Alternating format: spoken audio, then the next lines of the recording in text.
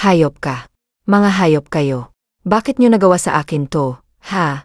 Galit na sigaw ni Dahlia sa boyfriend at pinsan niyang si Nico. Love, sabihin mo sa kanya ang totoo. Ako talaga ang mahal mo, at hindi siya. Isa pa, kaya kong gawin ang lahat para maging masaya ka lang. Nakangisi si Nico, habang nakatingin sa umiiyak niyang pinsan. I'm sorry, pero buntis na si Nico. Anak namin too. At ano pang silbi ng relasyon natin, kung hindi mo naman kayang ibigay ang hinihingi ko sa'yo? Naiiling na nakatingin si Dahlia sa lalaking kaharap. Dahil ba sa hindi ko binigay sa'yo ang pagkababae ko? Dahil mas malaki ang share ng ama niya sa kumpanya namin, diretsong sabi ni Dahlia. Hindi nakagalaw si Ryder sa kinatatayuan niya. Aminado siyang totoo ang sinabi ng nobya, pero ayaw niyang magpatalo sa dila nito. Mas mahal ko si Nico. Yun ang totoo, lihis niyang sabi sa nobya. Pinahid ni Dahlia ang mga luha niya, at ngumiti na matamis sa dalawa. Magsama kayong dalawa, dahil parehas naman kayong manloloko. Darating din ang araw na pagsisisihan niyo ang ginawa niyo sa akin. Sabi niya, saka iniwan ang dalawa. Ano, mga walang hiya talagang dalawang yon. Sinasabi ko na nga, ba't may kakaiba sa kanila? Mabuti na lang nabuko na sila, dahil kung hindi, patuloy pa rin nilang pagtatawanan ako. Galit na sabi ni Maya. Ang sakit, best, Mahal na mahal ko si Robbie, pero hindi ko alam na mas masakit pala, pag nalaman mong ang pinalit sa'yo. Kapamilya mo pa, umiiyak na sabi ni Dahlia sa kaibigan. Pero pagsisisihan niya ang ginawa niya. Kung nagawa niya akong lokohin, dahil hindi ko maibigay sa kanya ang virginity ko, ipapakita ko sa kanya na kaya kong ibigay sa ibang lalaki ang matagal na niyang gusto. Agad na lumaki ang mata ni Maya sa narinig. Hoy, hinay-hinay ka lang sa pag-inom, baka malasing ka. Ay naku, hindi pa naman kita kayang buhatin, sabi ni Maya sa kaibigan. Para hindi ito masyadong malasing, sinabayan na ito ni Maya sa pag-inom. Baka kasi malasing ka at totoohanin pa ang sinabi mo. Umuwi na tayo. Sige na, lasing ka na Pagagalitan ka na naman yan kapag nalaman nilang uminom ka. Hindi ako uwi, Maya. Siguradong magagalit na naman si Lola kapag nakitang nakainom ako. Pigil ni Dahlia kay Maya. Okay, sa hotel na lang tayo tutuloy. Lumabas na ng bar ang magkaibigan. Mabuti na lang at hindi pa masyadong lasing si Maya, kaya nagawa pa niyang mag-drive. Mga walang hiya sila. Mamatay na sana silang dalawa para magsama-sama na sila sa impyerno. Umiiyak pero galit na sabi ni Dahlia. Kalimutan mo na sila para hindi na sumakit ang dibdib mo. Payo ni Maya sa kaibigan. Ang sakit-sakit kasi, Maya. Hindi ko matanggap na niloloko nila ako. Umiiyak na sabi ni Dahlia. Pagdating nila sa hotel, isang kwarto lang ang kinuha ni Maya para sa kanila ni Dahlia. Oh, sige na, matulog ka na. Maaga ka pang uwi bukas, sabi ni Maya habang humihiga sa kama katabi ni Dahlia. Pero nang maalala ni Dahlia ang ginawa ng nobyo at pinsan, bigla siyang bumangon mula sa kama at lumabas ng kwarto, nang hindi na mamalayan ni Maya na tulog na ito. Nasa loob na siya. Nakainom na rin siya ng gamot at hindi magtatagal, epekto na yun sa kanya. Huwag ka sanang pumalpak. Hindi pwedeng hindi tayo magtagumpay ngayon. Dinig ni Dahlia ang sabi ng dalawang tao, na nasa hindi kalayuan at kilala niya kung sino ang babaeng kasama ng lalaki. Nang marinig niya ang numero ng kwarto, mabilis siyang pumunta dito at walang isip na pumasok sa loob. Madilim ang paligid, pero alam niyang may tao sa loob. Sino ka? Anong ginagawa mo rito? Tanong ng lalaki sa baritonong boses pagpasok ni Dahlia. Hindi niya makita ang mukha nito dahil madilim. Ay, sir, may narinig po kasi. Hindi na natuloy ni Dahlia ang sasabihin nang bigla siyang hablutin ng lalaki at siniil ng halik. Sir, sandali, reklamo niya. Pero ang lalaki ay tila bakal sa lakas at hindi siya makagalaw sa higpit ng yakap nito. Sinong nag-utos sa'yo na pumasok dito, ha? Galit na tanong ng lalaki. Dala ng kalasingan, hindi na napigilan ni Dahlia ang pagsiklab ng init ng kanyang katawan. Nalasing siya sa kakaibang halik ng lalaki, hanggang sa nawala na ang kontrol, at tuluyan nang naibigay sa lalaki, ang pinakaingat-ingatan niyang puri na sana, ay para kay Robbie. Matapos ang nangyari, nakatulog kaagad ang lalaki, habang si Dahlia ay mabilis na lumabas ng kwarto. Kahit masakit pa ang bandang hita niya, sinikap niyang makaalis sa kwartong iyon. Hoy, saan ka galing ha? Bakit ganyan ang ayos mo? Tarantang tanong ni Maya nang makita itong nagpaikot-ikot sa kwarto. Tumahimik ka nga muna. Masakit itong nasa gitna ko At tulugin mo kaya muna ako. Gusto kong matulog. Bukas na ako bulyawan, pakiusap ni Dahlia sa kaibigan. Humiga siya sa kama at nagpatangay na sa antok, habang si Maya ay naawang nakatingin sa kanya. Alam niyang gaano kasakit ang nararamdaman nito ngayon. Pero ang ibigay ang kanyang pinakaiingat-ingatan sa lalaking hindi niya kilala ay mahinang napamura si Maya sa kanyang isipan. Iba ka talaga kung mag-isi. Sira ulo ka talaga. Ipapahamak mo na ang sarili mo dahil lang sa siraulong yon. Mahinang ani ni Maya sa natutulog na kaibigan. Kinabukasan, umuwi na si Dahlia sa bahay nila. Pagkapasok niya, agad siyang sinalubong ng malakas na sampal mula sa kanyang abuela. Lola, gustong maiyak ni Dahlia. Hindi dahil sa sakit kundi dahil sa kawalang pansin na matanda sa kanya kumpara sa kanyang mga pinsan. Palagi mo na lang akong binibigyan ng kahihiyan. Hindi ka na naawa sa akin, galit na sabi ng matanda. Gustong matawa ni Dahlia sa sinabi ng abuela, pero hindi niya magawa. Alam niyang palaging pinapaboran ng kanyang abuela ang mga pinsan niya, kaya't nagpapasaway siya para makuha ang atensyon nito. Pero sa mga oras na iyon, wala pa rin siyang halaga sa matanda. Sobra-sobra na ang kahihiyan na ibinibigay mo sa pamilyang Toto.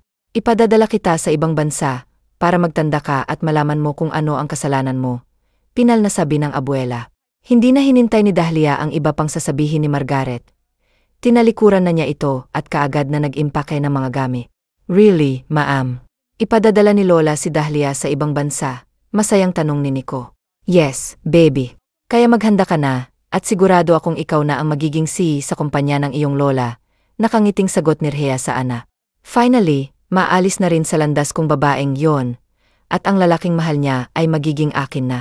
Hindi na ako mangangamba na baka maagaw pa niya ito sa akin, masayang ani ng dalaga. Maraming salamat, Mang Oswald, sa paghatid sa akin dito sa airport. Pasalamat ni Dahlia sa kanilang driver. Walang anuman, ma'am. Basta po kayo, sagot ni Mang Oswald. Sayang at pinabayaan mo ang iyong pinsan na gawin sa'yo. At hinayaan lang silang siraan ka kay Donna Teresa, dagdag ni Mang Oswald. Hayaan mo na sila, Mang Oswald. Sasakit na lang ang ulo mo kung isipin mo pa sila. Salamat po ulit, papasok na ako sa loob. Lumabas na si Dahlia sa kotse, dala ang kanyang maleta, at pumasok na siya sa loob ng airport. Finally, ma'am, ngayon wala na si Dahlia. Kampante na ako ang itatalaga ni Lola na magiging CEO ng kumpanya niya. Ngayon palang excited na ako, nakangiting sabi ni Nico. Sure na sure yan, iha, kaya huwag ka nang mag-alala pa, nakangiting sagot ni Rhea. Best naman, bakit hindi mo sinabi na alis ka na pala ng Pilipinas? Para sana naihatid pa kita, naiyak na sabi ni Maya habang kausap ang kaibigan sa video call. Okay lang ako, Maya. Magkikita pa rin naman tayo kapag bumalik na ako dito sa Pilipinas. Oh, sige best, basta mag-ingat ka doon at tumawag ka palagi sa akin. Naman, ikaw pa ba? Oh, sige na, tinatawag na ang flight ko. Nagpaalam na si Dahlia sa kaibigan at pinatay na ang cellphone. Kira, tawag ni Magnus sa kanyang personal assistant. Yes, sir. Tawagan mo si Atty. Carlos at si Samson. Sabihin mong gusto ko silang makausap. Yes, sir. Mabilis na tinawagan ni Kira si Atty. Carlos at si Samson upang papuntahin sila sa opisina ni Magnus. Nakaagad namang sinunod ng mga ito. Dala ko na ang kailangan mo. Sigurado ka bang wala ka nang idadagdag dito? Tanong ni Atty. Carlos kay Magnus. Wala na, maliban na lang sa isa. Ano yun? Gusto kong itago mo yan sa isang safety na lugar. Alam kong hindi magtatagal ay may mangyayari sa akin. Ano ba yung pinagsasasabi mo? Anong may mangyayari sa'yo? Putol ni Samson sa kaibigan niya. Alam nating pareho na marami ang naghahangad na mawala na ako sa mundo. At isa na diyan ang stepbrother ko. Tukoy ni Magnus sa kanyang kapatid sa ama. At ikaw, Samson, gusto kong hanapin mo kung sinong babaeng nakasama ko sa loob ng hotel room na yon. Alam kong sinadyang lagyan ng gamot ang inumin ko para sirain ang reputasyon ko. At kung sakaling may mabuo sa nangyari sa amin, gusto kong ibigay niyo sa kanya ang lahat ng nakapaloob sa papel na yan. Bilin ni Magnus sa kanyang kaibigan at abogado. Okay, yun na lang ang tanging nasabi ng abogado at kaibigan habang binigyan din niya ng mana ang kanyang mga kasama. Congratulations, Miss Jimenez. You're 2 weeks pregnant, sabi ng doktor kay Dahlia. Halos maiyak si Dahlia sa nalaman. Hindi niya akalain na nagbunga ang isang gabi niya, kasama ang hindi niya kilalang lalaki. Talaga, Bes. Ano, okay ka lang ba diyan? Bakit gusto mong sumunod dito? Pabirong tanong ni Dahlia. Ay, iwan ko sa'yo. Kahit siguro magtrabaho ako ng 1 taon, hindi ako makakapunta diyan. Hihintayin ko na lang ang pag-uwi mo. Napatawa na lang si Dahlia sa sinabi ng kaibigan. Hi, excited na akong makita na may hawak kang sanggol. Pero seryoso, best, hindi mo ba talaga kilala yung lalaki na yon? Hindi, beste. Pero huwag na natin siyang pag-usapan. Ang pag-usapan natin ay kung papaano ka makakakuha ng larawan ni Nico at saka ni Robbie na magkasama. Don't worry, best. Ako na bahala diyan at babalitaan kita kung ano man ang ganap sa pamilya mo. Maraming salamat, Maya. Nagtagal pa ang pag-uusap na magkaibigan bago nagpaalam si Dahlia na matutulog na. Sa Pilipinas, nagulantang ang mga tao sa balitang na aksidente ang hinahangaan ng karamihan na at kaagad na naisugod ito sa ospital. Anong nangyari? Bakit hindi siya napuruhan? Kaagad na tanong ni Siren sa anak niyang si Jules. I don't know. Binalita na lang sa akin na nandito na sa ospital si Magnus. Sagot ni Jules sa kanyang ina. Kasabay ng paglabas ng doktor ay ang pagdating ng lolo ni Magnus. Anong nangyari sa apo ko, Do? Kamusta si Magnus? Tanong nito na may halong kaba at pag-aalala. As of now, hindi pa namin masiguro kung ligtas na ba siya. Pero sinisiguro namin na gagawin namin sa abot ng aming makakaya ang lahat para mailigtas siya. Maiwan ko na muna kayo, sagot ng doktor. Nagkatinginan ang mag-ina at parang may binabalak na naman. Sir, kamusta na po si Sir Magnus? Humahangos na tanong ni Kira at Samson na dumating sa ospital nang mabalitaan ang nangyari sa kanilang amo. Samson, anong balita? Ano ba ang sanhi ng naganap na aksidente? Kaagad na tanong ni Lolo Octavio, lolo ni Magnus. Ayon ho sa pag-iimbestiga ko, Sir, sinadya ang pagkakabangga ng truck sa kotse ni Magnus at hindi na tayo makakakuha ng impormasyon tungkol sa kanya dahil patay na ang driver ng naturang truck. Kaagad na nakahinga ng maluwag ang mag-ina sa narinig. Pa, huwag na muna yan ang pag-usapan natin. Ang pag-usapan natin ngayon ay kung sino na ang magpapatakbo ng kumpanya ngayong nasa ospital pa si Magnus. Tila nag-alalang sabi ni Siren sa biyanan. Sir, bago ang aksidente, iniwan ni Magnus ang kanyang last will and testament sa lahat ng ari-arian niya. Kung sakaling may mangyaring masama sa kanya, mapupunta ang lahat sa mga charities na nangangailangan at walang may iwan kahit isa sa kapatid niyang si Jules. Kaagad na nagngit-ngit sa gali si Jules matapos marinig ang sinabi ng kaibigan ni Magnus. Nakita mo na, kailangan na natin siyang mapatay ngayon pa lang. Galit na bulong ni Siren sa anak niya. No, ma'am. Kailangan natin siya ng buhay. Talagang tuso itong si Magnus at nauna niya pang ginawa ang testament ng lahat ng ari-arian niya. Ibig sabihin, alam niya na may gustong pumatay sa kanya at hindi natin makukuha ang yaman niya kung hindi siya mabubuhay. Balik na bulong ni Jules sa ina. Galit man dahil hindi sila nagtagumpay, sumang-ayon na lang si Siren sa sinabi ng anak niya. Nagdaan pa ang mga araw, naging buwan at mga taon. Mommy, kumaripas ng takbo si Maya na sinalubong ang pag-uwi ng ina habang si Julio ay nakatayo sa harapan. Hinihintay ang pagdating ng kanilang ina. Careful, Maya, baka madapa ka, sabi ni Dahlia sa anak niya. Kahit nasa Paris si Dahlia, puro Tagalog ang ginagamit nilang lengguwahe dahil yun ang gusto ng mga anak niya, na nagtatagalog naman daw ang daddy nila kahit hindi pa nila ito nakikita. Matalino ang mga anak ni Dahlia, kaya hindi siya nahihirapang sabihin sa kanila na hindi niya kilala ang kanilang ama. Hello, ma'am, how was your day, baby?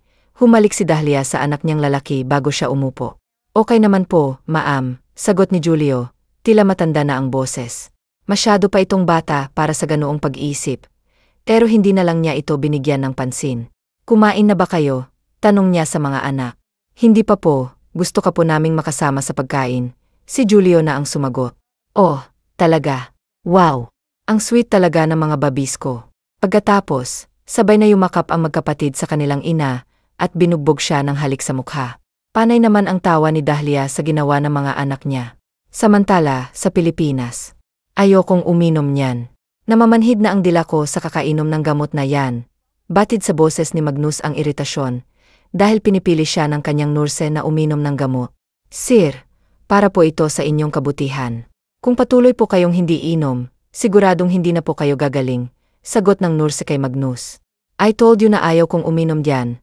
Ba, dumagundong sa apat na sulok ng silid ang galit na boses ni Magnus. Okay sir, I'm sorry po. Nanginginig sa takot ang nurse dahil sa boses ni Magnus at para na siyang kakainin nito ng buhay. Paglabas ng nurse, sinalubong kaagad siya ni Siren. Anong nangyari? Bakit napakalakas ng boses ni Magnus? Tanong ni Siren. Ayaw po niyang uminom ng gamot niya, ma'am, at sinigawan niya ho ako. Sumbong ng nurse kay Siren. Napahilot naman sa sariling noo ang ginang. Pang-ilang beses na yan. 4 na beses na po siyang hindi umiinom ng gamot. Takot na ani ng nurse sa ginang. Ano? 4 na beses pero hindi mo sinasabi sa akin. Ang laki ng binabayad ko sa'yo, tapos tatanga-tanga kang hampas lupa. Galit na sabi ni Siren sa nurse na itinalaga niya para mag-alaga kay Magnus. Mula nang magkamalay si Magnus, wala na itong maalala. Kaya kumuha siya ng nurse para mag-alaga rito at para magawa na rin nila ang kanilang mga plano. Hindi lang kasi pagpatay ang gusto nila sa binata. Gusto rin nilang mapunta sa kanila ang lahat ng pagmamay-ari nito. Kuya naman, bakit hindi ka na naman uminom ng gamot mo? Tanong ng nurse. Pang-4 na beses ka nang hindi umiinom ng gamot. Ayaw mo ba na madali kang gumaling? Pinalungkot pa ni Jules ang kanyang mukha at boses para magmukhang concern. Okay lang ako. Pwede ka nang lumabas. Kahit may amnesia si Magnus, hindi pa rin nawawala ang pagka-arogante niya. Kaya minsan ay napipikon si Jules dito. Pero hindi niya ito pwedeng saktan dahil alam niyang mabubulilyaso ang mga plano nila pag ginawa niya yon. Okay, pero pag may kailangan ka, tawagan mo lang ako ha. Nasa sayo naman ang cellphone mo, di ba? Tumango lang si Magnus sa kapatid saka ito nagpaalam na alis na muna. Ma'am, anong gagawin natin ngayon? Hindi pwedeng bumalik ang alaala ni Magnus na hindi pa natin nakukuha ang mga ari-arian niya. Nababahalang ani ni Jules sa ina. Huwag kang mag-alala, anak. Gagawin ko ang lahat para hindi na mabalik ang alaala ni Magnus. Kung kinakailangan kong ako na mismo ang magpapainom sa kanya ng gamot, gagawin ko. Masiguro lang natin na hindi na siya babalik pa sa dati, nakangising sabi ni Siren. Sa kwarto ni Magnus, nagtataka siya kung bakit alam na madrasta at kapatid niya kung sino ang tinatawagan niya. At dahil nasa wheelchair pa siya, naisipan niyang dalhin ang cellphone sa labas habang nagpapahangin. Wala doon ang madrasta at kapatid niya kapag ganoong oras na. Kaya pinindot na niya ang remote control na kumonekta sa labas para pumasok na ang nurse niya. Sir, humahanggos ang nurse na pumasok sa loob ng kwarto ni Magnus. Dalhin mo ako sa labas, doon sa may garden. Mabilis na pumunta sa likod ni Magnus ang nurse at itinulak ang wheelchair niya palabas ng kwarto. Pagdating nila sa may garden, nagpaiwan na siya roon sa kanyang nurse at lumingalinga sa paligid kung may nakatingin sa kanya. Ramdam kasi niya na may nakatingin sa kanya. Mabilis niyang inihulog ang cellphone sa kinawaroonan niya at umalis na mula roon. Nang makaalis na si Magnus, mabilis na kinuha ni Samson ang cellphone na sinadya ni Magnus na ihulog at may kalakip pa itong sula. Sinasabi ko na nga, ba't may kababalaghan na ginagawang mag-inang yon? Mahinang sabi ni Samson nang makita ang loob ng cellphone. Nag-vibrate ang cellphone na nasa loob ng pants ni Magnus at alam niyang si Samson ang tumatawag sa kanya. Anong balita? Seryosong tanong ni Magnus sa kausap. Kumpirmado, may koneksyon sa kanilang cellphone mo. Anong plano mo ngayon? Saka kung pag nalaman nilang nagpapanggap ka lang na may amnesia ay tutuluyan ka na nila, nag-aalalang sabi ni Samson sa kaibigan. Kailangan natin na matibay na ebidensya laban sa kanila. Kamusta si Lolo? Anong balita sa kanya? May nagbabantay din kasi sa lolo ni Magnus sa US kung saan nandoon ito at pinadala ng mag-ina. Okay na siya. May mga tauhan na akong pinababantay doon ng palihim, pati ang nurse na binayaran nila. Nabayaran ko na rin ng mas malaki at pinagbabantaan na may masamang mangyayari sa pamilya niya kapag hindi siya sumunod sa akin, paliwanag ni Samson. Salamat, binaba na ni Magnus ang tawag at sinikap na makatayo siya mula sa kanyang wheelchair, papunta sa kama. Mula nang magising siya sa ospital ay nagpanggap na siya na may amnesia para mahuli kung sino ang may pakana, para maaksidente siya at hindi nga siya nagkamali. Ang kailangan na lang niya ay matibay na ebidensya laban sa dalawa. Sigurado ka na ba talaga diyan sa desisyon mo? Tanong ni Dahlia sa kaibigan niya at boss niya. Doon na lang muna ako magfo-focus sa Pilipinas. Ikaw, wala ka bang balak na umuwi na ng Pilipinas? Balik na tanong ni Clay kay Dahlia. Hindi ko alam kung kailan ako makakauwi ng Pilipinas. Sa ngayon ay nagfo-focus na muna ako rito sa trabaho ko. Ikaw ang bahala. Basta kung may kailangan ka, tawagan mo lang ako. Maraming salamat Clay, malaki ang naitulong mo sa akin at hindi ko alam kung paano kita mababayaran. Madamdaming sabi ni Dahlia sa kaibigan. Sapat na ang kabutihan at katapatan mo sa akin. Wala na akong ibang hihilingin pa sa'yo, nakangiting ani ni Clay. Mula noon na tumira si Dahlia sa ibang bansa, ang naging kaibigan lang niya ay si Clay na siyang boss din niya bilang isang designer sa kanilang kumpanya. Kaya malaki ang utang na loob niya sa lalaki. Yung nababalitaan ko ha, Nico, may relasyon kayo ni Robbie? Tanong ng lola niya. Lola, magpapaliwanag ho ako. Ngayon lang po kami may relasyon, Lola, at saka matagal na po silang hiwalay ni Dahlia, at dahil palagi kaming magkasama sa trabaho, ay hindi na namin namalayan na nahulog na pala ang loob namin sa isa't isa. Paliwanag ni Nico sa lola niya. Pero mukhang hindi kumbinsido ang matanda sa sinabi ng apo niya. Siguraduhin mo lang na totoo, yang pinagsasasabi mo Nico.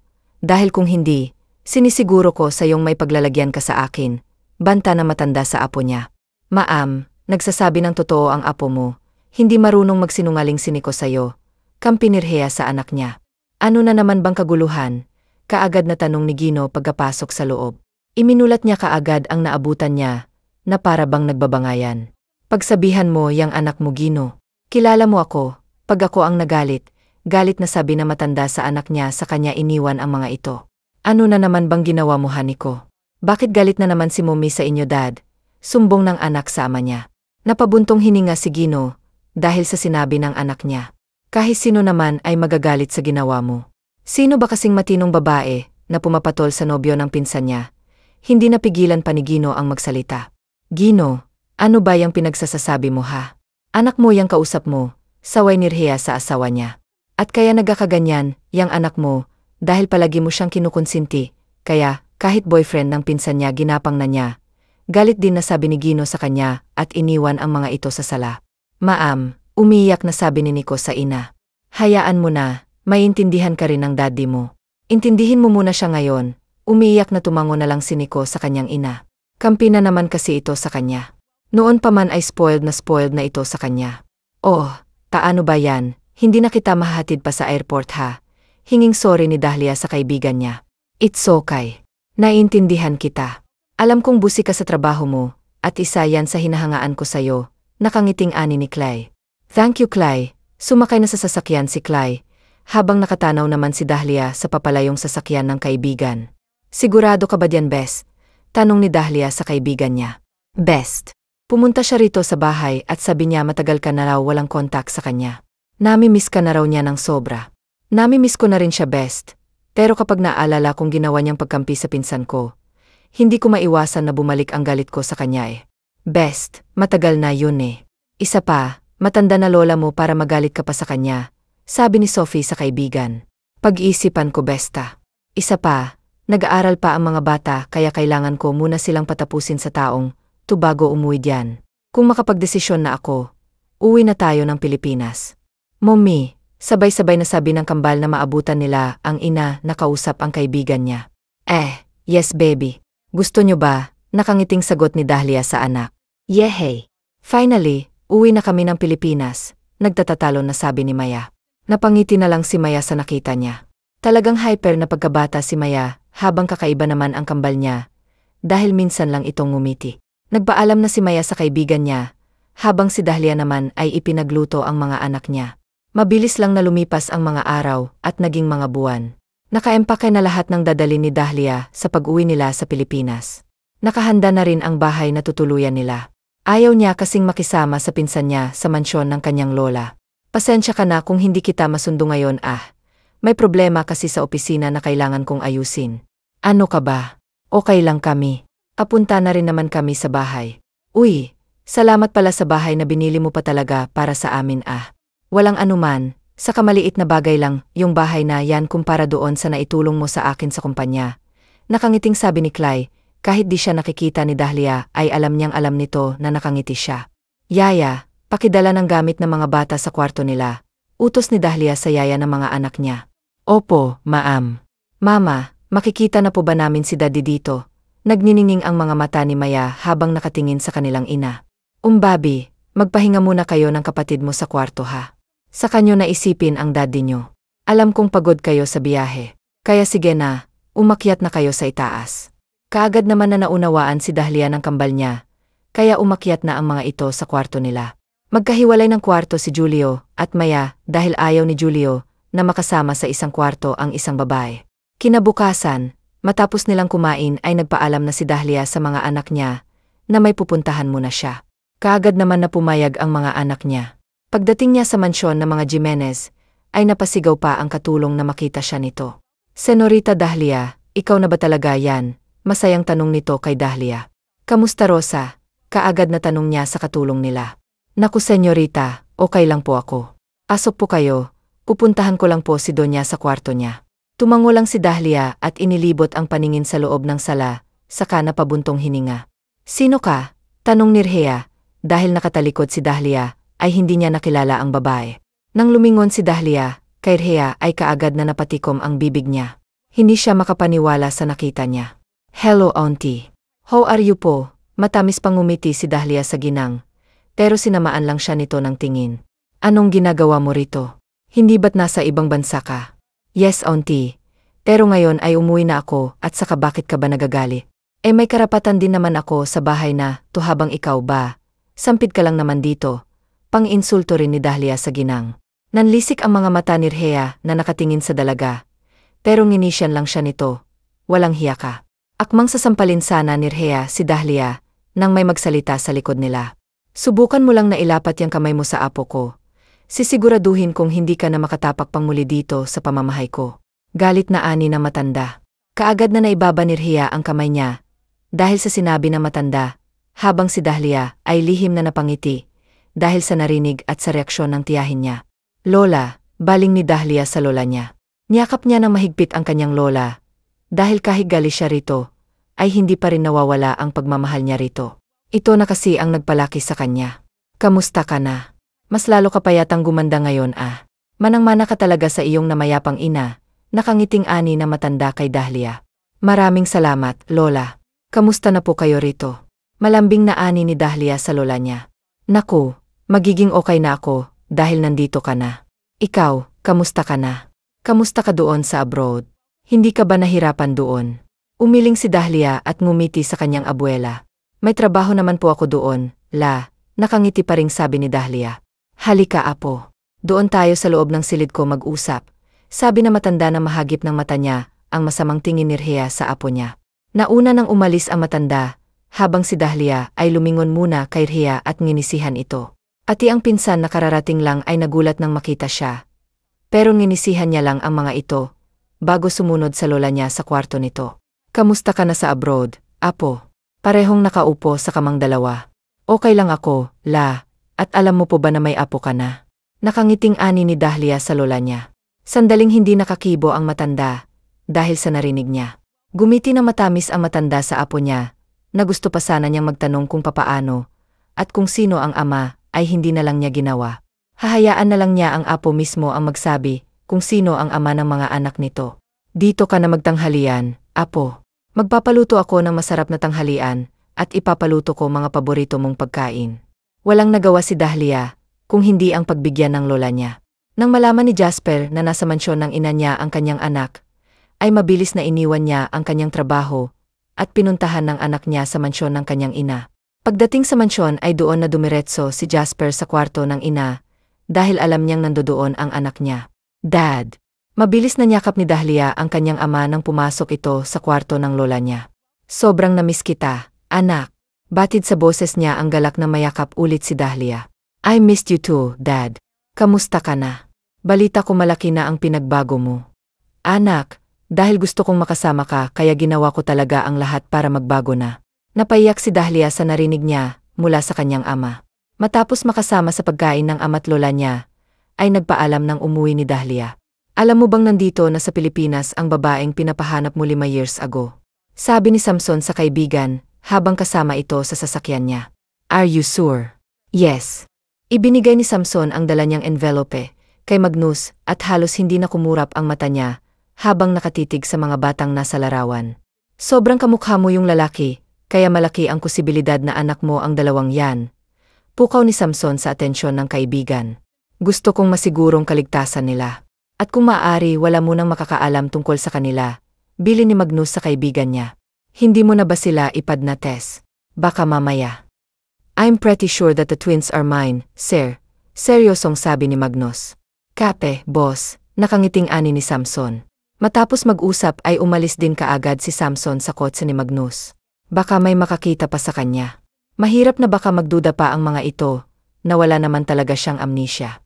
Kuya, nagkagulo ang mga board ngayon. Gusto nilang makasiguro na hindi nga babagsak ang kumpanya ngayong may amnesia ka. Anong gagawin natin? Gusto na nilang palitan ka bilang C. Tila nag-alalang sabi ni Jules. Lihim naman na napakuyom ang kamao ni Magnus, habang nakikinig sa kapatid niya. Alam niyang sinusuhulan ng kapatid ang mga board, at kapag hindi pa siya kikilos ay siguradong mawawala, at babagsak ang kumpanyang pinaghihirapan niyang itayo. Kumpleto na ba toto? Lahat-lahat ng gusto mong malaman ay kumpleto na, pati ang mga ebidensya na kailangan mo. Nandito na lahat. Kinuha ni Magnus ang brown envelope at tiningnan ang laman nun. Napakuyom ang kamao niya na malaman na malaki na palang nailabas ng kapatid niya na pera sa kumpanya. Kung hindi pa niya ito pinaimbestigahan, ay hindi pa niya malalaman na mga anomalyang ginagawa nito. Dumiretso na sa isang restaurant si Magnus matapos nilang mag-usap ni Samson para doon na kumain. Tulak siya ng kanyang driver, papasok sa restaurant. Kaagad naman na dinala sila ng waiter. Sa isang pribadong mesa, 2 lang ang upuan doon na pang-iyayi lang talaga. Kaagad nag-order sila ng pagkain, at habang naghihintay sa order nila, ay inilibot muna ni Magnus ang paningin niya, hanggang sa dumapo ang tingin niya sa 2 bata na kapapasok pa lang at nakasunod dito ang isang babae, na sa tingin niya ay ina ng mga ito. Nang malapit na ito sa kinaroroonan nila, ay iska pa lang niyan na pagmasdan ang mukha ng 2. Sir, okay ka lang?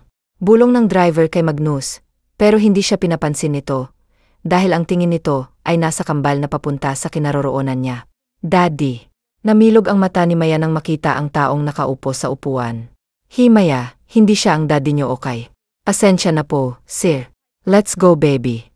Hinila na ni Dahlia ang anak, habang si Julio ay nakatingin pa rin sa lalaking nakaupo sa wheelchair. Why do you look like me? Nagtatakang tanong ni Julio kay Magnus. Your nose, your eyes, your face, and my face is the same. Are you my dad or not? Ati ang malamig na pagsasalita ni Julio ay parehong-pareho kay Magnus. Baby, sorry sir, kakulitan ng anak ko. Let's go, baby, please. Mahina ang bulong ni Dahlia sa anak niyang lalaki. Hindi lang kasi siya nahiya na totoo na kasi sa kanilang tingin ng mga tao sa loob ng restaurant. Napilitan man ay nagtangay na lang si Julio sa kanyang ina. Sir, sigurado po ba kayo na wala kayong nabuntis? Para kasi kayong pinagbiyak na bunga ng batang lalaki, mahinang anay ng driver ni Magnus. Gusto sana niyang yakapin ng mahigpit ang mga bata. Pero hindi pwede, dahil alam niyang may nakamasid sa kanya.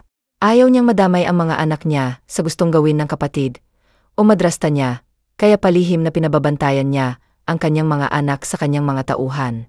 Baby, huwag mo nang ulitin yun Hindi pwedeng kung sino-sino lang ang tinatawag ninyong daddy. Nakakahiya sa mga tao na nakakarinig. Please pakiusap niya sa kanyang anak. I'm sorry, mommy. Sabay na sabi ng kambal. Napabuntong hininga si Dahlia habang nakatingin sa mga anak niya. Naawa siyang tumingin sa mga ito na nangungulila sa kanilang ama. Kung alam lang sana niya kung sinong lalaking nakasama niya, gabing yon siguro ay siya mismo ang magsasabi na may anak sila. Pero dahil hindi niya alam kung sinong lalaking yon, kaya wala siyang magawa para sa mga ito. Sa iyay table ay kinakabisado ni Magnus ang mag-ina niya. Hindi siya attracted sa mga babae. Pero kakaiba ang ina ng kambal niya. Kahit nasa malayo ito sa kinaroroonan niya, ay kita niya kung gaano ito kaganda. Sa unang pagkakataon ay may kung ano sa loob ni Magnus na hindi niya mawari kung ano. I like your smile, my laddie. Basa ni Dahlia sa sulat na nakalagay sa buko ng bulaklak na hindi niya alam kung saan nanggaling. Parang may secret admirer ka na. Kumapag-ibig na ba ang kaibigan ko? Panunukso ni Clay sa kaibigan niya. Tumigil ka nga riyan. Hindi ko pa nga kilala yung tao Baka mamaya kriminal yan. Hay naku, huwag naman sana. Sabay tawa ni Dahlia na ikinatawa din ni Clay. Ria Seren, ano ka ba naman, malaki na ang mga anak mo? Hindi ka ba naghahanap ng pwedeng tumayong ama nila? Biro ni Clay kay Dahlia. Wala na akong plano, Clay. Mas gusto ko na lang alagaan ang mga anak ko. Kaya ko namang mabuhay ng walang lalaki sa buhay ko. Basta nandito lang ang mga anak ko, kontento na ako, sagot ni Dahlia sa kaibigan niya. Paano kung magpakita sa'yo ang ama ng anak mo? Anong gagawin mo? Sandali na tamem si Dahlia sa sinabi ng kaibigan niya. Hindi ko alam. Wala akong masabi, naiiling na sabi ni Dahlia. Gumiti na lang si Clay sa kaibigan saka ito bumalik na sa trabaho. Habang sa conference room kung saan nandoon ang mga board members, ay nakahanda na sila kung sinong gusto nilang italaga bilang C. Si Jules na nakaupo sa kanyang swivel chair, ay kampanteng nakatingin sa mga board members, at hinihintay na lang ang pagdating ni Magnus sa kumpanya. Expected na niyang siya ang pipiliin ng mga board, dahil bukod sa magaling siya, Wala siyang amnesia na katulad ng sa kapatid niya. Habang sa manon ng mga Kastilyo. Ano ba? Bitiwan niyo ako. Ano bang kasalanan ko, ha? Wala kayong karapatan hulihin ako. Idemanda ko kayong lahat. Galit na sigaw ni Siren nang hulihin siya ng mga pulis. Sumunod na lang ho kayo, ma'am. Kung ayaw niyo pong masaktan, may karapatan naman po kayong kumuha ng abogado para ipagtanggol kayo. Payo ng pulis kay Siren. Sakay sa kanyang kotse ay inayos ni Magnus ang kanyang sarili. Ngayon na niya wawakasan ng kasamaan ng kapatid at ng ina nito. Ang buong akala ng lahat ay may amnesia talaga si Magnus at ang akala nila ay hindi na talaga ito makakalakad pang muli. Ang hindi nila alam lihim na palang nagpapa-therapy si Magnus. Ang tanging na nakakaalam lamang sa lahat ay si Samson, ang kanyang kaibigan at detective. Muntik na mamatay si Samson noon dahil pinapatay siya ng mag-ina. Buti na lang at nakaligtas pa siya. Pero yun nga, hindi na muna siya nagpakita sa mga ito. Pagdating ni Magnus sa conference room ay nandoon na ang lahat. Oo, I'm sorry kung nahuli ako ng dating tulak ng kanyang driver si Magnus. Kanina pa sila naghihintay. Kuya, bakit bang tagal mo? May bahid ng inis na sabi ni Jules sa kapatid. Mag-umpisa na tayo. Nakaupo na sa upuan niya si Magnus at tahimik lang na nakikinig habang nagsasalita ang isa sa mga board. And now, who's in favor to MR Zane? Sabi ng board na nakatayo. Nagsitaasan ng kamay ang mga board at meron lamang 4 ang natira. Kung sino yung maliit lang ang share sa kumpanya ay siya pang nagtaas ng kamay. Tahimik lamang si Jules, pero banaag sa mukha niya ang sobrang saya sa resulta. And who's in favor to MR Felix? Nagtaas ng kamay ang mga natirang 4 pabor kay Magnus. Tiningnan ni Magnus sa mga nagsitaasan ang mga taong pumabor sa kanya. Ay siyang may malalaking share sa kumpanya niya. Thank you everyone for choosing me as the new CEO of this company. Don't worry, hindi niyo pagsan kung bakit niyo ako binoto, lalo ko pang pagbubutihin ng pagpapatakbo ng kumpanya para sabay tayong angat. Proud na sabi ni Jules. Kuya, wala ka man lang bang sasabihin? Nakangiting sabi ni Jules sa kapatid niya. Tumayo si Magnus mula sa wheelchair niya, kaya naton sa kanyang tingin ang lahat, hindi makapaniwala ang lahat. Kahit si Jules ay nagulat sa nakita. Kuya, naktayo ka na? Utal na tanong ni Jules sa kuya niya. Bigla rin siyang pinagpawisan, lalo pa na matalim na tingin ang ipinukol ni Magnus sa kanya. What do you think? Malulumpo na ako sa ginawa niyong aksidente para mamatay ako. Mabigat ang bawat salita na binitiwan ni Magnus sa kapatid niya. Akala niyo ba, hindi ko malalaman ang mga plano niyo na mga board members na bumoto sa'yo para maging CEO? Ramdam ni Jules sa boses ni Magnus ang galit. Kuya, anong pinagsasasabi mo? Anong plano? Anong tungkol sa aksidente? May bahid na kabang tanong ni Jules sa kuya niya, pero hindi siya nito pinansin. Kinuha ni Magnus ang flash drive mula sa kanyang suot na coat at isinaksak ito sa kanyang laptop na kumukonekta sa malaking T-screen. Kaagad na rumehistro sa mukha ng mga nandoon nang makita ang laman ng flash drive. Ngayon kayo magpaliwanag sa akin, galit na sabi ni Magnus sa mga naroroon. MRC, binayaran lang kami ng kapatid mong yan. Paliwanag ng isa sa mga board. Makikita sa mukha ng board ang takot kay Magnus, pero wala nang panahon pa si Magnus para pagpaliwanagin pa ang mga ito. Naiiling na tumingin sa conference room. Zane, inaaresto ka namin sa salang pagtangkang pagpatay kay MR Felix at may karapatan kang kumuha ng abogado para ipagtanggol ang sarili mo. Pinusasan na si Jules ng mga pulis at inilabas na sa conference room. Pagbabayaran mo ang lahat ng to, kuya. Sinisiguro ko sa iyong pagsisisihan mo kung bakit mo ito ginawa. Sigaw ni Jules habang papalabas na ng conference room. Long time no see, MR Ferreira. Akala ko ba ay totoo na may amnesia ka? Nakangiting sabi ng Vice President ng kumpanya. Thank you, MR Dominguez, sa lahat ng impormasyon na ibinigay mo sa akin. Ayoko lang na malugi ang matagal na nating iniingatang kumpanya, MR Ferreira. Nangako ako sa iyong lolo na hindi kita pababayaan, kaya ko ito ginagawa. Hindi lang basta malaki ang utang na loob ko sa iyong abuelo.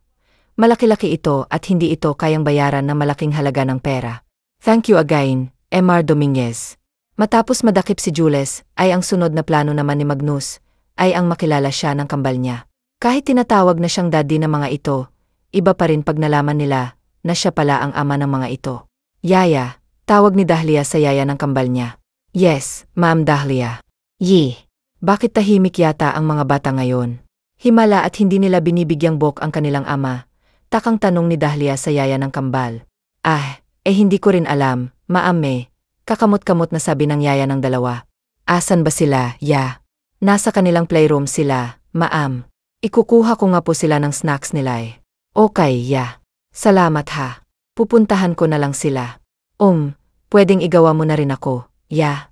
Okay, ma'am. Wala pong problema. Pinuntahan na ni Dahlia ang mga anak niya sa playroom ng mga ito. Alam niyang nagdodrawing na naman si Maya. Pagkapasok niya sa loob ng playroom ng mga ito, ay itinago kaagad ni Maya ang hawak niyang papel na may guhit ng isang tao. Ma'am Dahlia, may naghahanap po sa inyo. Gusto niya raw po kayong makausap, sabi ng yaya ng dalawa. Sino daw, ya? Hindi ko po alam ma'am pero sa tingin ko ay mayaman dahil sa kinis ang balat niya at oh my gosh, ma'am, ang gwapo niya sobra. Kinikilig na sabi ng yaya ng kambal. Hindi alam ni Dahlia kung bakit bigla na lang siyang kinabahan ng ganun. Parang nanlambot ang mga tuhod niya dahil sa kabang nararamdaman. Iya, bakit ka naman nagpapasok ng taong hindi naman natin kilala? Baka mamaya tulisan mga iyan, hysterical na sabi ni Dahlia sa yaya. Ay naku, ma'am, malabo po yan. Ang gwapo saka imposibleng tulisan yan, nakangiting sabi ng yaya. Ikaw talaga, yaya. Okay Bobby, maiwan ko muna kayo rito ha. Titingnan lang ni Mommy kung sino ang tao sa labas. Paalam niya sa mga anak niya. Tumango lang ang mga bata sa kanilang ina, kaya lumabas na si Dahlia. Nang makalabas na sa pintuan ang dalaga, ay mabilis na tumayo si Julio, at Maya para sundan ang kanilang ina sa sala. Saan kayo pupunta? Hindi niyo pa kinakain yung snacks niyo. Pigil ng yaya sa kanilang dalawa. Yaya, I want to see kung sino kausap ni Mommy, nakapout na sabi ni Maya. Bobby kasi baka pagalitan kayo at ako na rin, pag pinalabas ko kayo. Sige na yaya, please. Nagpapakite pa si Maya sa kanyang yaya. Napabuntong hininga na lang ang yaya sa katumango sa bata. Sino po sila? Kaagad na tanong ni Dahlia sa lalaki na nakatalikod sa kanya. Pagharap ng lalaki ay kaagad na napako ang mata ni Dahlia sa lalaking parang anghel na bumaba sa langit dahil sa sobrang gwapo nito. Sos meo. Parang gusto ko nalang kiligin sa lalaking to. Pigil hiningang sabi ni Dahlia sa sarili niya. Miss Dahlia Jimenez, right? Nang magsalita ang lalaki, ay parang narinig na ni Dahlia ang boses na yon, pero hindi niya lang maalala kung saan niya ito narinig. Emar Ferreira. Ano pong maipaglilingkod ko sa inyo at sinadya mo pa ako rito sa bahay? Bumalik sa pagiging formal ang boses ni Dahlia nang makitang seryosong nakatitig sa kanyang lalaki. You know me, right? Of course, sir. Sino po bang hindi makakakilala sa sikat at tanyag na dito sa Pilipinas? Ano ho bang kailangan nyo? Seryosong sabi ni Dahlia. Lihim na napangiti si Magnus sa inasal ng dalaga. Gusto niya ang ipinakita nito, hindi tulad ng iba niyang nakakausap na kaagad na nagpapakita ng motibo sa kanya. Hindi tungkol sa business ang ipinunta ko rito. Alam kong hindi ka maniniwala, pero hindi ito ang unang pagkakataon na nagkita tayo ha. Ano ang ibig niyong sabihin? Kinakabahan na sabi ni Dahlia sa lalaki, kahit may kutob na siya, pero hindi pa rin siya nag-expect. I am the father of your children, seryosong sabi ng lalaki. Parang binuhusan na malamig na tubig si Dahlia na marinig niyang sinabi nito. I am serious, Miss Jimenez, kaagad na sabi ni Magnus ang makitang reaksyon ng dalaga. Hindi makapaniwalang nakatingin si Dahlia sa lalaki, kung bakit alam nito ang iniisip niya. I'm so sorry Emar Ferreira, pero hindi ako naniniwala sa sinasabi mo. Sino ba ako para maanak ka ng isang sikat na sa buong bansa? Totoong hindi ko kilala ang ama ng mga anak ko, pero hindi ko sinabing angkinin mo ang anak ko. At wala akong matatandaan na nilapitan kita, para angkinin sila na sayo. Naiinis na sabi ni Dahlia sa lalaki. Mas lalong nagustuhan ni Magnus ang pagtataray ng babae sa kanya. If I have a proof na anak ko nga ang kambal, payag ka bang magpakasal sa akin bukas na bukas din? Seryosong sabi ni Magnus. Are you out of your mind? Bakit naman ako magpapakasal sayo? Hindi na napigilan pa ni Dahlia ang magtaray sa kausa. Hindi niya alam, pero bigla na lang siyang naiinis dito. Sa tingin niya kasi naglalaro lang ito. Daddy, sabay na sabi ng dalawang bata. Kaagad na lumaki ang mga mata ni Dahlia nang sa ikalawang pagkakataon, ay tinawag ng anak niya, na daddy ang lalaking kaharap. Hello kids, ibinuka ni Magnus ang mga kamay niya, kaya kaagad na yumakap sa kanya ang mga anak niya. Ikaw po talagang daddy namin, nagniningning ang mga mata ni Maya na nagtanong sa kanyang ama.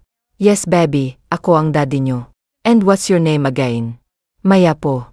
Siya naman po si Kuya Julio, masayang sabi ni Maya. I told you, you're my dad because your face is the same as mine.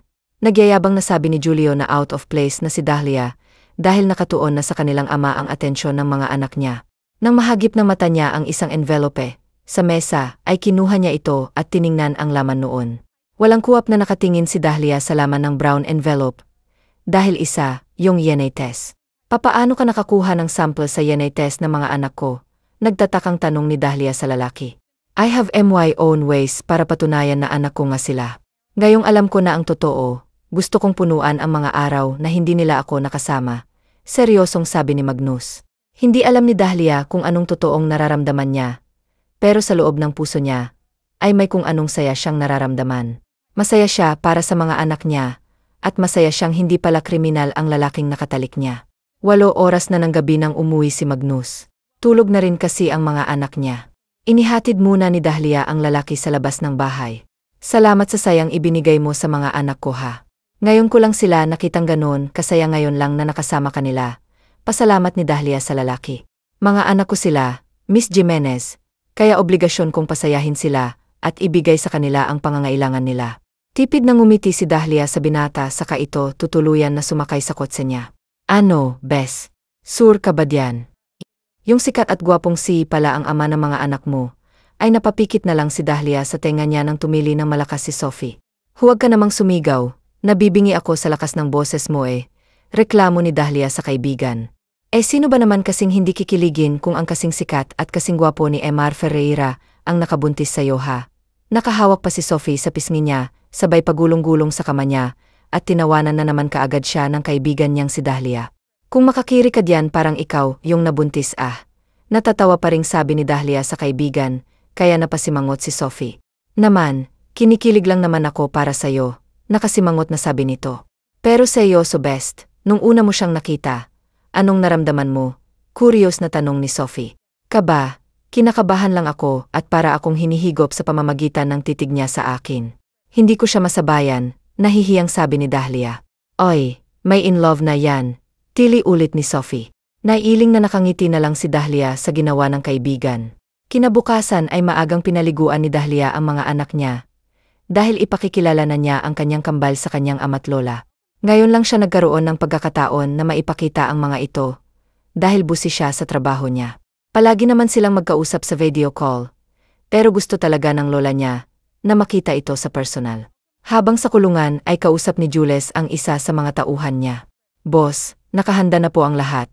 Mahinang-anin ng tauhan ni Jules. Good. Makasure na walang makakakita sa'yo. Naiintindihan mo.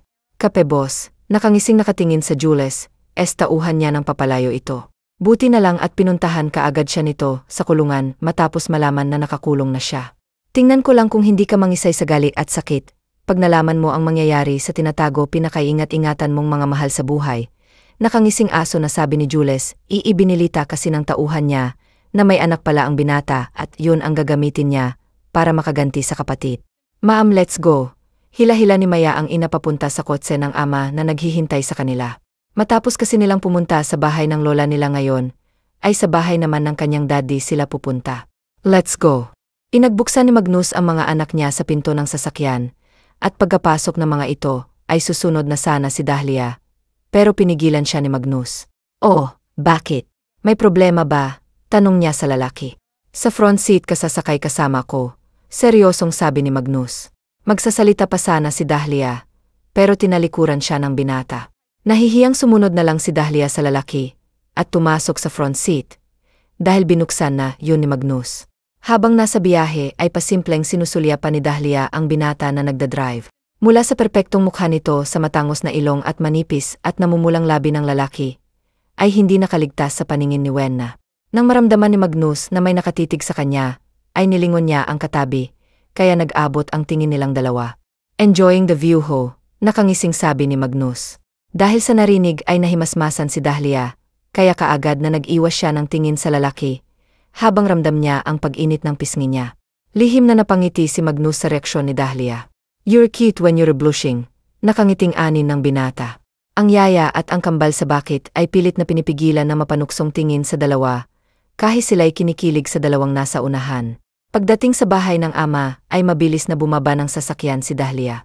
Ayaw niya kasing hintayin na pagbuksan pa siya ni Magnus, dahil sa sobra ang hiya na nararamdaman niya nang mahuli siya nitong nakatitig sa kanya. Ma'am, let's go. Nawala na si Dahlia sa isip niya, kaya hindi na niya namalayan ang ginawa ng kambal sa kanila ng lalaki. Paano kasi ay pinagsalikop lang naman ni Julio, at maya ang kamay nilang dalawa. Magkahawak kamay ang dalawa habang ang kambal at ang yaya ng mga ito ay nauna nang pumasok sa loob. Pasimpleng isinilid ni Magnus ang isang kamay sa kanyang pocket, at sinabayan ng lakad ang babae. Nang mapagtanto ni Dahlia ang kalagayan niya, ay pilit na hinihila niya ang kamay sa kamay ng lalaki. Pero hindi siya binibitawan ni Magnus. Pakiusap ni Dahlia sa binata.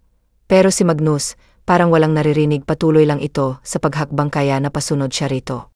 At dahil wala sa nilalakaran ang tingin niya, ay hindi niya nakita ang batong nakaharang sa daan. Hindi yun malaki, pero sakto lang para madulas ang suot niyang heels. Napasinghap si Dahlia nang makayakap siya sa matipunong katawan ng binata, matapos siya nitong mahila ng muntik na siyang matumba. Nanunuot sa ilong niya ang mabangong amoy ng lalaki. Mahina niyang itinulak ang katawan ng binata, at nahihiya siyang tumingin dito.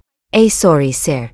Hindi kasi ako nakatingin sa nilalakaran ko, nahihiya niyang sabi sa binata. It's okay. Pilit na sinupil ni Magnus ang ngiti sa labi niya, baka mas lalong mailang ang babae sa kanya. Pagpasok sa loob ng bahay, ay kaagad na sumalubong ang ama ni Dahlia sa kanya. Dad, niyakap ni Dahlia ang ama niya. Niyakap din naman siya ng ama niya. Oh, may kasama ka pala. Anong ginagawa ng isang Ferreira dito? Bulong ni Jasper sa anak niya. Mamaya na ako magpapaliwanag, Dad. Pasok ka Magnus. Aya ni Dahlia sa binata na nakatingin lang sa kanya. Sumunod kayo sa akin. Nauna nang naglakad si Jasper, habang si Dahlia at Magnus ay nakasunod naman sa Ginoo papunta sa sala. Kamusta ka na dito, Dad? Tanong ni Dahlia sa ama nang makaupo ito. Okay lang ako dito anak. Huwag kang mag-alala sa akin. Masaya ako't dinala mo rito ang mga bata. Nakangiting sabi ni Jasper sa anak niya. Gusto rin kasi kayong makasama ng mga apo mo. Dad, magiliw na sabi ni Dahlia sa ama niya. Daddy, come here. Tawag ni Maya sa ama. May gusto ba kayong sabihin? May dapat ba akong malaman? Maghihintay ako. Pahehong nagkatinginan si Dahlia at Magnus. Lolo, siya po ang daddy namin. Di ba po sa kanya nagmana si kuya? Sabi nga ni Yaya ang lakas daw ng dugo ni daddy, dahil carbon copy daw niya si daddy. Sabat ng bata sa usapan nila. Maya, hindi kita tinuruan para sumabat kung may matatandang nag-usap. Saw ni Dahlia sa anak niya. Kaagad namang napayuko si Maya ng pagalitan ng kanyang ina. Sorry maam, hinging tawad ng bata sa kanyang ina. Napaig hininga si Dahlia, habang pinakuha si Maya sa yaya nila. Hindi ako makapaniwala na ang isang mailap na ay nakuha lang pala ng anak ko sa ganoon kasimpleng paan. Nakangiting sabi ni Jasper ikwento ni Dahlia ang dahilan kung bakit nabuntis siya. Dad, nakalipas na po yon at ang gusto ko lang ngayon ay maging masaya ang kambal ko na kasama ng ama nila. Prangkang sabi ni Dahlia sa ama. Tumataas naman ang gilid ng labi ni Magnus na marinig ang sinabi ng dalaga. Nagtagal pa ng ilang oras si Dahlia at Magnus sa bahay ng kanyang ama bago sila nagpasya na umuwi na. Ano ha? Hanggang ngayon ba mahal mo pa rin siya?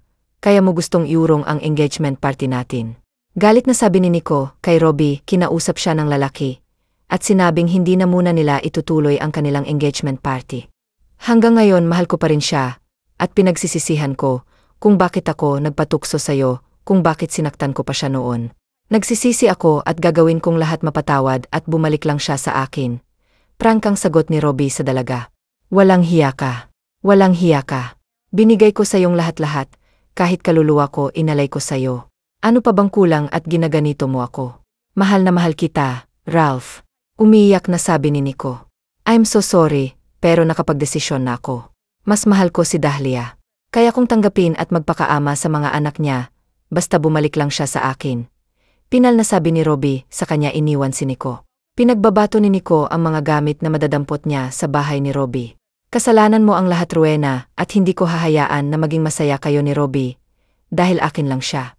Akin lang si Ral, umiiyak na sabi ni Nico. Daddy, pwede bang dito ka na muna matulog? Gusto ka naming makasama matulog please. Nagpapakite pa si Maya sa kanyang ama. Naiiling na lang si Dahlia sa inaasal ng anak niya. Okay, maikling sagot ni Magnus, agad namang napatalon sa sofa si Maya sa sobrang saya. Maya, napataas ang boses ni Dahlia dahil sa ginawa ng anak. He don't shout at her. Sit ni Magnus dahil pati siya'y nagulat sa pagtaas ng boses ni Dahlia. I'm sorry, nahihiyang hingi ng tawad ni Dahlia sa binata. Sorry din, nabigla lang ako. Hingi din ng sorry ni Magnus. Baby, don't do that again, okay? Baka kung mapaano ka pa kapag ginawa mo ulit yon, mahinahon na sabi ni Magnus sa anak niya. Tahimik na tumango si Maya sa ama saka ito nagpakarga dito. Si Magnus na ang nagpatulog sa dalawang anak niya. Alam na nito kung papaano mag-alaga ng bata, at mas nakikinig pa ang dalawa sa kanilang ama kesa sa kanya. Nahanda ko na ang kwarto na matutulugan mo, sabi ni Dahlia kay Magnus nang makabalik ito sa sala. Thank you, ang malamig na boses nito ay para siyang hinuhukay sa kailaliman dahil sa lamig nitong magsalita. Araw-araw na may nagbabantay sa inyo, na mga bata lalo ka na ngayong nakita na kita. Sigurado akong marami na naman ang gustong pabagsakin ako, at alam na nila na kayo ang kahinaan ko. Ito ang dahilan kung bakit ayaw kong magmahal, dahil ayokong madamay ang mga mahal ko sa buhay sa kung anuman ang plano nila sa akin. Seryosong sabi ni Magnus. Sumangayon si Dahlia sa sinabi ng lalaki. Kahit siya'y ayaw niya na magulong buhay, gusto niya yung tahimik, at yun ang gusto niya, para sa mga anak niya. Kinabukasan matapos kumain ni Magnus, ay nagring ang phone niya, at si Samson ang tumatawag. May problema ba? Kaagad na bungad niya sa kaibigan. Nakataka sa kulungan ng kapatid mo at sigurado akong naghahanap na siya ngayon ng paraan para mapabagsak ka. Paalala ni Samson sa kaibigan niya. Kumuha ka ng maraming tauhan na magbabantay sa mga anak ko at siguraduhin mong walang mangyayaring masama sa kanila. Saglit na nagpaalam si Magnus sa mga anak at saglit na kinausap si Dahlia. Huwag kayong alis dito sa bahay, may mga tauhan ako na magbabantay sa inyo ngayon. Matalino ang kapatid ko at alam kong alam na niya ngayon ang tungkol sa inyo. Pag-alis ni Magnus ay siya ring dating ng isa pang sasakyan. Ma'am, bilin po ni Emar Ferreira na sunduin kayo ng mga bata para ilipat ng tirahan para maging safe kayo. Sabi pa nang sa tingin ni Dahlia ay isang bodyguard. Baka alis lang niya at wala naman siyang sinabi na ililipat kami, ang sabi lang niya. Huwag kaming umalis ng bahay, pangangatwiran ni Dahlia sa lalaki. Pero yun ho ang sabi niya na sunduin kayo, dahil sa kakulitan ng lalaki ay napao na rin siya. Sakay sila sa isang van at may guard silang kasama driver. Malayo pa ba tayo? Parang hindi nasakop na Maynila, yung pupuntahan natin Nag-alalang sabi ni Dahlia. Relax ka lang ma'am, makakarating din tayo sa destinasyon natin, sabi ng lalaki. Pilit na pinakakalma ni Dahlia ang sarili, kahit kinakabahan na siya. Dahil kapag nagpanik siya, ay alam niyang magsisi, iyak din ang mga anak niya. Sorry sir, wala kaming nagawa para bantayan sila, marami po kasi sila sir. At may dala silang nagtataas ang mga baril. Paliwanag ng bodyguard na itinalaga ni Magnus sa mag-ina niya. Pagsapit ng hapon ay inasahan na ni Magnus na may tatawag sa kanya. What do you want? Malamig na bungad niya sa lalaki na nasa kabilang linya. Ikaw lang naman ang kailangan ko. Kailangan dumating ka sa lugar na sasabihin ko sa'yo bukas ng umaga, at huwag kang magkakamaling magdala ng pulis. Tandaan mo hindi lang ikaw ang may mata sa labas, maging ako rin. At dalhin mo ang mga papel na kakailanganin ko. Biye kuya. Pinatay na ni Jules ang tawag habang ang mga pulis naman ay nilok na ang lugar kung saan din nila sila Dahlia at ang kambal. Bingo, sabi ng isang pulis. Nasa labas sila ng Maynila, sa tingin ko ay malapit sa gubat ang pinagdalhan sa kanila. Dahil may mga malalaking punong naroroon sa kinaroroonan nila, sabi pa nito. Thank you, pero kailangan ko ng mauna roon at sumunod na lang kayo. Hindi pwedeng malaman nila na may mga kasama ako, baka mapahamak pa ang mag-iina ko. Kami nang bahala, Emar Ferreira. Sakay sa kanyang kotse ay mag-isang pinuntahan ni Magnus ang lugar kung nasa saan ang mag-ina niya. Bawat galaw niya ay may pag-iingat, baka makahalata pa ang mga ito na darating siya. Malayo pa sa kinaroroonan niya, Dahlia iniwan ni Magnus ang kotse niya. Sigurado siyang may nagbabantay sa paligid ng mga tauhan ni Jules, kaya nilakad na lang niya ang papunta sa safe house nito. Ma, I'm scared, umiyak na sabi ni Maya sa kanyang ina. Me too ma'am, I'm scared, umiyak din na sabi ni Julio. Don't worry babis, nandito lang si mommy, hindi ko kayo pababayaan yem. Niyakap ni Dahlia ang kambal niya, at pinapatahan nito sa pagiyak. Nakapasok na sa safe house si Magnus nang walang nakakaalam. Dahil maingat ito at isa pa ay suot niya ang jacket nung lalaki na pinatulog niya kanina sa labas. Si Bruno. Asa na ba kayo lang tatlo nandito? Tanong nung leader yata ng mga tauhan ni Justin. Nagpaalam siya kanina na ilang daw muna siya, pupuntahan ko muna baka kung ano na nangyari doon, sabi ng kasama ni Bruno. Tumango lang ang leader nila at bumalik na sa loob. Bruno. Tawag ng lalaki sa kasama niya. Nakamating na siya sa likod ng safe, House alis na sana siya sa likod nang may marinig siyang umuungol na tao. Tulong! Kaagad na tinakbo ng lalaki ang kinaroroonan ni Bruno, at hindi nga siya nagkamali. Nakagapos ang kasama niya at wala na itong suot na damit. Dik may nakapasok. Sigaw ng lalaki, kaya kaagad na alerto ang mga kasama niya. Hello, sagot ni Jules sa cellphone nang magring ito. Boss, may nakapasok sa safe house na hindi namin namalayan.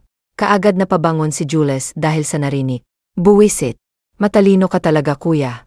Bulalas ni Jules, hindi na siya nag-abala pang magsuot ng pantalon, naka-boxer shorts, lang kasi siya, at mabilis na dinampot ang kanyang baril. Mabilis na lumabas siya sa kanyang kwarto at pinuntahan ng kwarto ng mag-ina.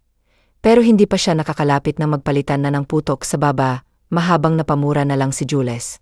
Ang sunod-sunod na ang putukan sa tingin niya, kasi ay hindi lang si Magnus ang nandoon, kundi pati ang mga pulis. Baby, don't CRY please. Niyakap ni Dahlia ang dalawang anak niya, para hindi ito masyadong matakot sa putukan. Sisigaw na sana, uli si Maya nang bumukas ang pinto sa kinaroroonan nila. Daddy! Mabilis ang nakatayo si Maya at tumakbo papunta sa kanyang ama. Daddy, I'm scared. I'm scared. Umiiyak na sabi ni Maya sa kanyang ama. Say don't worry, daddy's here, na pagpapatahan ni Magnus anak. Okay lang ba kayo? Hindi ba nila kayo nasaktan? Nag-alalang tanong ni Magnus sa anak niya at kay Dahlia. Okay lang kami, pero takot na takot ang kambale. Let's go. Alam na nilang nandito ako, baka papunta na rito si Jules. Mabilis na binuhat ni Dahlia si Julio, at hindi inalintana ang bigat ng anak niya. Sumunod siya kay Magnus palabas sa safe house ni Jules. At sa tingin niyo ba talaga makakalabas kayo rito ng buhay? Tumatawang sabi ni mamamatay muna kayo bago ko kayo palabasin dito. Sino ba sa inyong unahin ko, ikaw o ang dalawang kambal? O mas mabuti siguro, kung ikaw muna kuya ang mauuna sa inyong apat, gusto kong ma-enjoy muna ang babaeng iniingat-ingatan mo. Bakit nga ba hindi ko nalaman kaagad na may mga anak ka na eh? Di sana nung nasa ospital ka palang pinatuluan ko na sila. Pero okay lang naman, tutal naman nandito na kayong lahat. Natatawang sabi ni Jules. Ako lang ang kailangan mo, ba kaya huwag mo silang idamay rito. Matalim ang tingin na ipinukol ni Magnus sa kapatid niya. Anong ikaw? Lahat kayo. Hindi ako papayag na may maiwan sa mga anak mo. Ayoko nang may kahati, kaya lalahatin ko na kayo be. Kasabay sa pagputok ng baril ang unti-unting pagbagsak ni Jules, pigil ni Dahlia ang hininga, sa pag-aakalang isa sa kanilang tinamaan ng bala, nasundan pa ang putok na, yon kasabay sa pagbagsak ni Jules ang pagdating ng mga tauhan ni Magnus. Sorry sir, ngayon lang namin nalaman. Hinging paumanhin ang tauhan ni Magnus sa kanya. Thank you, pasalamat niya sa kanyang mga tauhan. Akala niya ay may nangyari ng masama sa kanyang mag-ina. Napatingin siya sa kanyang kapatid na naliligo sa sarili niyang dugo. Ayaw sana niyang umabot sa ganoong sitwasyon ng paghaharap nila. Pero ito na mismo ang humanap ng katapusan niya. Matapos ang pangyayaring yun, ay nagpasya si Magnus na magbakasyon kasama ang mag-ina niya. Daddy, Mommy, tawag ng kambal sa magulang nila. Yes baby. Si Dahlia nang sumagot sa anak niya. Mom, let's go, maligo na tayo bilis.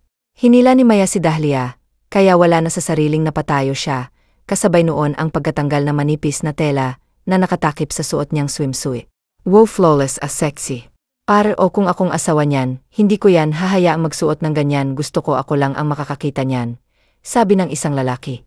May napasipol pa, dahil sa nakitang ka-sexy, ni Dahlia, hindi lang kasi maganda, at makinis si Dahlia, taglay din nito, ang malamodelong katawan na siyang kinaiinggitan ng karamihan sa kanya. Napasinghap na lang si Dahlia nang may dumampi, kamay at nagtali sa kanyang biwang nang lumingon siya, ay naroroon na si Magnus sa tabi niya, na siyang nagtali sa telang nahulog mula sa katawan niya. Thank you, nahihiyang sabi ni Dahlia. Ayaw kong may makakikitang iba sa katawan mo. Ako lang ang may karapatan na makita yan. Sabay hapit ni Magnus kay Dahlia, at kaagad na sinili ito ng halik-halik na hindi kayang tanggihan ni Dahlia, dahil nakakapanghina ito ng tuhod niya. You are the mother of my children, and you're mine forever. I love you, bulong ng binata sa dalaga. Wala sa sariling napatango si Dahlia sa sinabi ni Magnus, kaya agad na nakapaskil ang matamis ng ngiti sa labi ng binata. Mula noon ay nagsama na sa isang bahay si Magnus at Dahlia at naghihintay na lang sila sa araw ng kasal nila, habang ang pinsan niyang si Nico ay tuluyan ng nagkahiwalay at si Robbie nasa mental na rin. Ang madrasta ni Magnus matapos nitong masiraan dahil sa pagkamatay ng anak niya. Ayon nga sa kasabihan, kung ano ang iyong itinanim, ay siya ring iyong anihin, na nangyari naman sa buhay ng madrasta ni Magnus. Naging masaya ang pagsasama ni Magnus at Dahlia sa kanyang mansyon, matapos kasi niyang halikan ng dalaga sa beach, na pinuntahan nila ay napaamin at napasagot na rin niya ito, at habang nanliligaw siya, ay ang mga anak naman nila ang naging daan niya para mapa ang dalaga. Gagawa ulit tayo ng kambal para may 4 na tayong anak. Natatawang sabi ni Magnus sa asawang nakaupo pa lang sa kama, basa pa ang buhok, gumapang ang kamay ni Magnus sa katawan ng asawa, na hinayaan naman ni Dahlia akmang huhubarin na niyang suot ng asawa nang may biglang kumato. "Mommy, Daddy, open the door please. Dito kami matutulog kasama nyo," sabay na sabi ng kambal. Naisubsob na lang ni Mago sa mukha sa kama, dahil sa pagkabitin, habang tinatawanan naman siya ng asawa na naglakad na papunta sa pinto, para pagbuksan ng kambal sabay na sumampa sa kama ang kambal, at pinagitnaan ng kanilang ama, habang si Dahlia ay napangiti na lang sa nakita niya sa kanyang mag-aama, at dasal niya na sana ay malagpasan pa nila ang mga problema at pagsubok sa pagsasama nila. Wakas.